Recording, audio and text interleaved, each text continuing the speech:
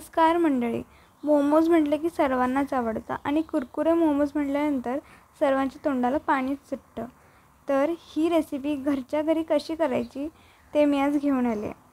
तर इथे मी पॅन घेतला आहे, त्याच्यात 1 चमचा तेल, 2 मिरच्या आणि अर्धा चमचा आलं, 1 कांदा, नंतर अर्धी कोबी आणि 2 भोपळ्या मिरच्या टाकून थोडंसं पनीर ॲड केलं.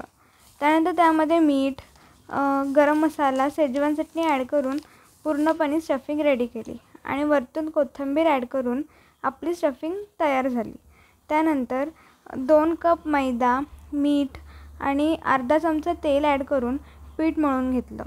त्यानंतर छोटासा गोळा घेऊन त्याची छोटीशी चपाती लाटून त्याच्यामध्ये स्टफिंग ॲड करून मोमोजचा शेप दिला. त्यानंतर कुरकुरे मोमोज बनवण्यासाठी आपल्याला इथे 2 कप कॉर्नफ्लेक्स ॲड करून ते पूर्णपणे कुस्करून घ्यायचे आहेत, जोपर्यंत ते पूर्ण बारीक होत नाहीत तोपर्यंत.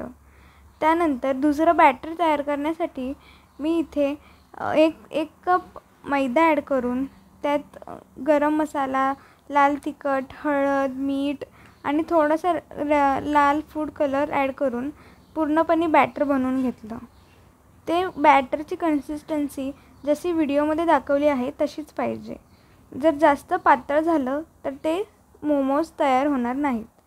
त्यानंतर ते बॅटरमध्ये डिप करून कॉर्नफ्लेक्समध्ये ॲड करून आपल्याला तेलामध्ये डीप फ्राय करून घ्यायचे आहेत आणि जोपर्यंत ते पूर्ण क्रिस्पी फ्राय होत नाहीत तोपर्यंत तेलात फ्राय करत राहायचं आहे आणि आपले कुरकुरे मोमोज तयार होतील. कशी वाटली रेसिपी नक्की सांगा.